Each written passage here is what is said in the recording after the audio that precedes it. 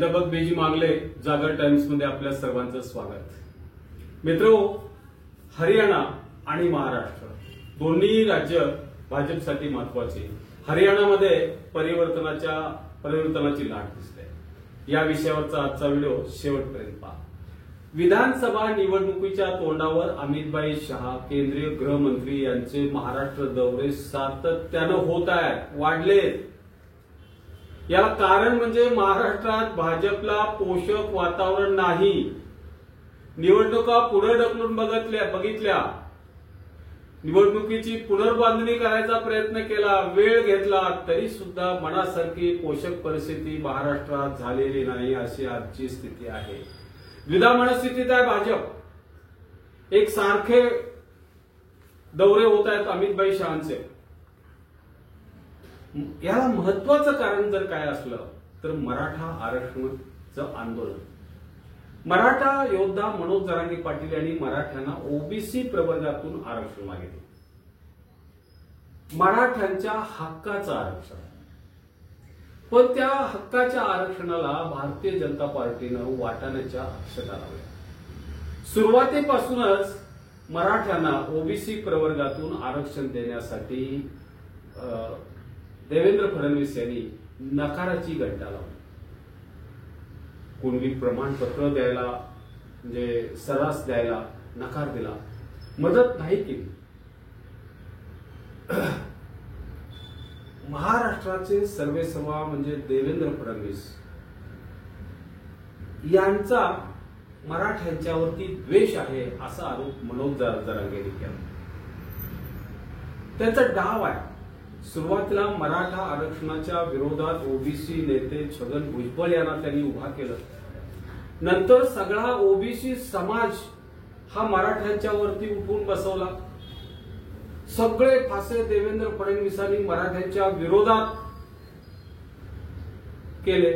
हे सगळे आरोप आहेत मनोज जरांगेंच्या. ह्याच्यात फारसं काही चुकीचं आहे असं दिसून येत नाही. पण त्यांच्या मताप्रमाणे सगळे फासे पडले का? नाही. माळी, धनगर, वंजारी, माधव आणि सगळा ओबीसी समाज हा भाजपच्या पाठीशी 100% उभा करतो. तो आमच्या डीएनए मध्ये आहे म्हणणाऱ्या फडणवीस साहेबांची आज परिस्थिती वाईट आहे.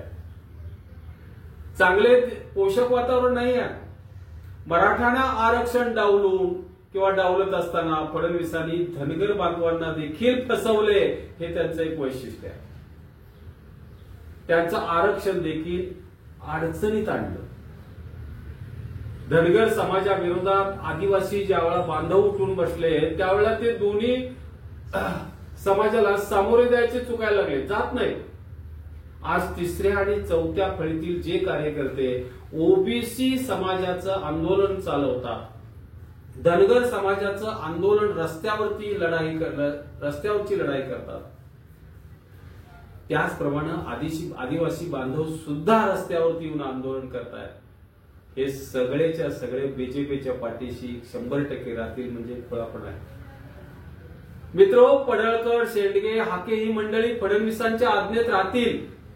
ते सांगतील त्या पद्धतीने मतदान करायचा प्रयत्न करतील. पण चौथ्या, पाचव्या, तिसऱ्या फळीतील जे आंदोलनकर्ते आहेत, जे ते धनगर बांधव आहेत, जे भाजपला मतदान करतील अशी आजची स्थिती नाही.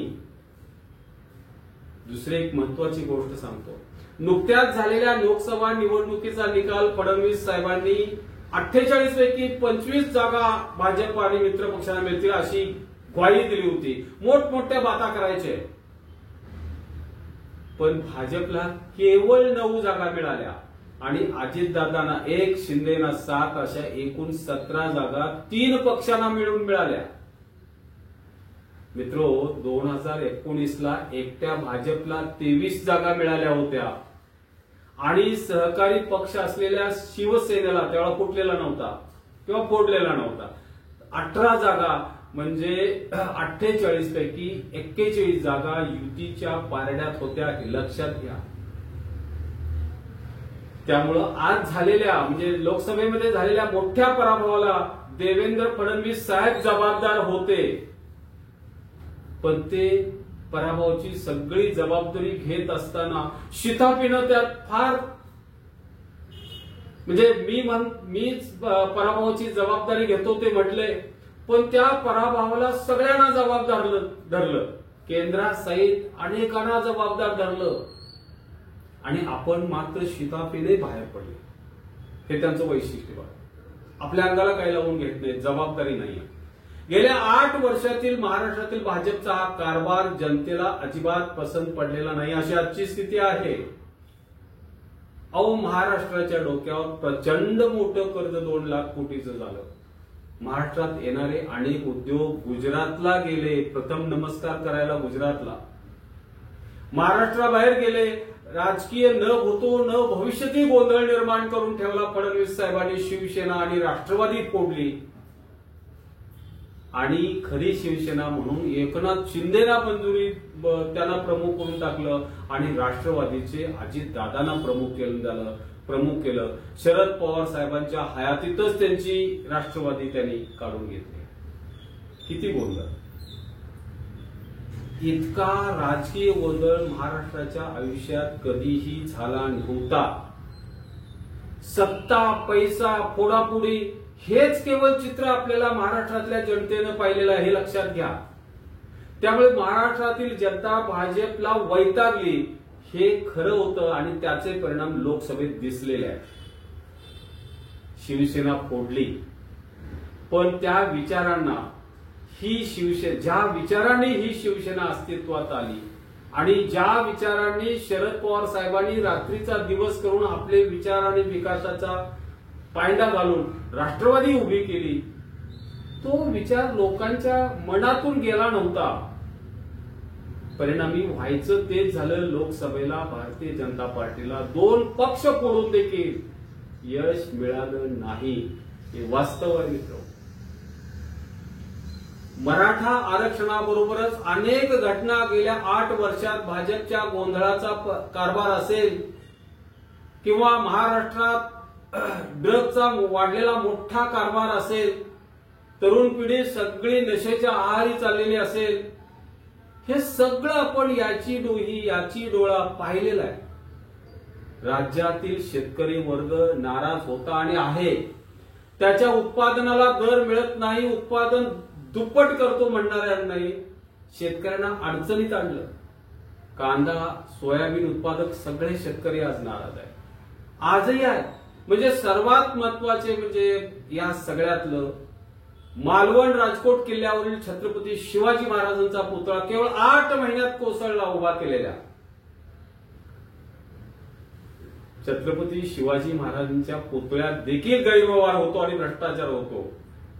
हे महाराष्ट्रातल्या जनतेच्या पचनी पडलेलं नाही मित्रो, हे लक्षात घ्या. तमाम जनता आज भाजपच्या विरोधात दिसून येते आपल्याला. राज्यातील ड्रगचा सुळसुळाट हा बुद्धिवंतांच्या अडचणीची गोष्ट आहे. ते सातत्यानं त्याच्यावरती आपल्या परीने टीका करत असतात. हिट अँड रनच्या केसेस कित्येक घडल्या. या सगळ्यावरती कहर केला तो बदलापूर मधील एका शाळेतील 2 चिमुकल्या बालिकेवर अत्याचार झाला. पण या शासनानं केसेस नोंद करायला अख्ख्या बदलापूरकरांना आंदोलन करायला लावलं, रस्त्यावर यायला लावलं, रेल्वे रोको करायला लावलं. कुठं आहे कायदा सुव्यवस्था? अशी जेव्हा परिस्थिती विचारली त्यावेळेला फडणवीस साहेब आलतू फालतू उत्तर देऊ लागले. अशा अनेक घटना आहेत की ज्यामुळे भाजप जनतेच्या मनातून उतरलाय.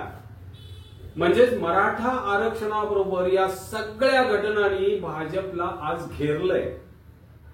यातून बाहेर पडण्यासाठी भाजपने मतदारांना रेवडी वाटप सुरू केला. मुख्यमंत्री लाडकी बहीण योजना असेल, शेतकऱ्यांना काहीतरी द्यायचा प्रयत्न असेल. पण हे लक्षात घ्या, बुद्धिवादी महाराष्ट्र, पुरोगामी महाराष्ट्राला हे सगळं पटलेलं नाही. असेल काही प्रमाणात फरक महाराष्ट्रात. लक्षात घ्या, आज परिवर्तन होईल आणि महाविकास आघाडीची सत्ता येईल, अशीच आज जी ही परिस्थिती आहे हे त्यांनी लक्षात घ्यायला हवं. एकट्या मराठवाड्याचा विचार केला की जिथून मनोज जरांगे पाटील येतात, ज्या मराठा आंदोलनाचे प्रमुख आणि योद्धे आहेत, तिथला आपण फक्त विचार करू. इथल्या 8 जिल्ह्यात 48 जागा आहेत. भाजप आणि शिवसेना, राष्ट्रवादी या तिन्ही पक्षांनी मिळून कमीत कमी 35 जागा निवडून आणावेत अशी अमितभाई शहांची अपेक्षा आहे. पण या भागातल्या मराठा आरक्षणाचा जन्म या भागातला आहे, मराठवाड्यातला आहे. मराठा आरक्षणाचा दणका आज घडीला एवढा जबरदस्त आहे की भाजपला 10 जागा तरी जरी आल्या तरी ती फार मोठी गोष्ट म्हणावं लागेल, अशी आजची स्थिती आहे मित्र. दुसरं राज्य आपण जे घेतलंय आजचं ते हरियाणा राज्यातील परिस्थिती देखील भाजपच्या हातावर भाजपकडून हातावरती गेले असं चित्र आहे. महाराष्ट्र आणि भाजप इथं बदलाची वार आहे, परिवर्तनाची दिशा आहे. भाजप तिसऱ्या वेळेला पुन्हा सत्तेवर येईल याची खात्री देता येत नाही. इथं जसं महाराष्ट्रात मराठा आंदोलन तसं इथं प्रमुख म्हणजे शेतकरी आंदोलन हा मुद्दा आहे.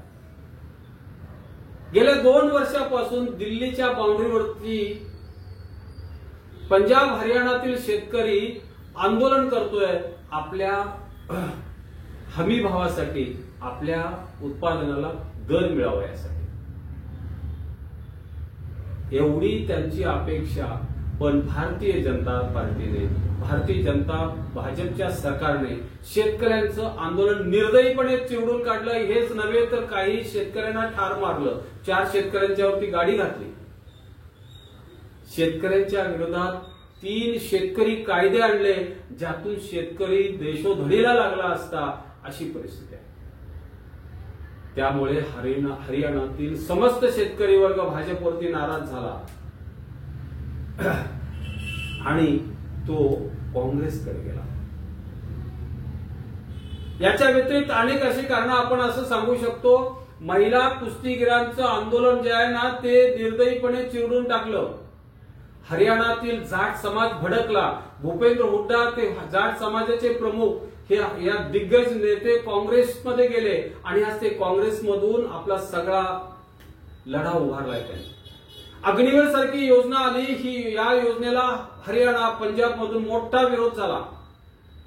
यातून भाजप आज अडचणीत आहे. या योजनेला कशा पद्धतीने तोंड द्यावं हे भाजपला आज समजत नाही. वयाच्या 25शीतच अग्निवीर निवृत्त होतात. त्यांना उभं आयुष्य काय करायचं अशी समस्या भेडसावत असते. याच्यावरती भाजपकडे उत्तर नाही. त्यामुळं हरियाणामध्ये भाजप विरोधी लाट आणि जर सत्यात उतरली तर मात्र महाराष्ट्रातील निवडणुका बीजेपीला पुढे ढकलल्याचा निश्चित पश्चाताप होईल. भाजपच्या रणनीतीला एक तिथं छेद मिळाला असं आपण म्हणू. हरियाणातील निवडणुका आधी घेतल्या. 4 ऑक्टोबरला 5 ऑक्टोबरला मतदान आहे. 8ला निकाल आहे. तिथे सत्ता काबीज करून देशभरातील वातावरण भाजप पोषक करायचं आणि त्याचा फायदा उचलून महाराष्ट्रात निवडणुका लढवायच्या, त्याचा फायदा महाराष्ट्रात उचलायचा, ही ती रणनीती. पण भाजप हरियाणा आज भाजपमध्येच अडचणीत दिसते. हरियाणाचा फायदा महाराष्ट्रात घ्यायचा हे स्वप्न धुळीस मिळून जाईल अशी परिस्थिती आहे. म्हणजे त्याचा उलट महाराष्ट्रात तोटाच होईल अशी आजची स्थिती आहे. अर्थात या परिस्थितीतून भाजप कसा मार्ग काढते, त्यांच्याकडे काही मार्ग आहे का, हा त्याच्यावरती अंतिम रिझल्ट अवलंबून आहे. महाराष्ट्रातील परिस्थिती ज्या नेत्यावर सोपवली ते म्हणजे देवेंद्र फडणवीस साहेब. ते कोणत्याही समाजाप्रती आपलं उत्तरदायित्व दाखवत नाहीत. कमिटमेंट नाही त्याला कोणत्याही समाजाची. जसं मराठा समाजाला फसवलं तसं धनगर समाजालाही फसवलंय, तसंच मुसलमान समाजालाही फसवलंय. त्यांच्या स्वतःचा समाज आणि आरएसएस त्यांच्या स्वभावानुसार सांगतोय. हे दोघे जण जर सोडले तर बहुजन समाजाची कोणतीही गोष्ट ते गांभीर्यानं घेतच नाहीत. हा त्यांचा इतिहास आहे. ह्या सगळ्या बहुजन समाजाचा फायदा आपल्या समाजाला व्हावा अशा पद्धतीने ते बांधणी करण्यामध्ये सतत व्यस्त असतात. त्यामध्ये इतर समाजाप्रतीची बांधिलकी, कमिटमेंट आणि गांभीर्य त्यांच्या ठिकाणी आणायचं कुठून? अहो चालताना त्यांच्याकडे बघा कसे हालत टुलत मस्त मजेत चालत असतात सदैव. त्यांच्या व्यक्तिमत्वाकडे जरी बघितलं तरी अशी जबाबदारी, कमिटमेंट त्यांच्या ठिकाणी आहे हे आपल्याला जाणवत नाही, ही वस्तुस्थिती आहे. मित्रांनो, हरियाणाचे मतदान 4 तारखेला होत आहे, निकाल 8 तारखेला लागतोय. 5 तारखेला मतदान होत आहे, 8 तारखेला निकाल लागतोय. या दरम्यानच्या काळात परिस्थितीत बीजेपी कशी ही परिस्थिती हाताळते महाराष्ट्रातली, हे आपण बघण्यासारखं आहे किंवा गंमत आहे. खरं तर परिस्थिती त्यांच्या हाताबाहेर गेले हे सत्य दिसतंय, पण तरी सुद्धा भाजपला आजही त्यांच्या म्हणजे कलागुणांना वाव आहे असं म्हणायला हरकत नाही. बघू आपण काय घडतंय ते. धन्यवाद. माझी पोस्ट आपल्याला या पोस्टवरती आपण आवर्जून कमेंट करावी, लाईक, शेअर आणि सबस्क्राईब करा. धन्यवाद.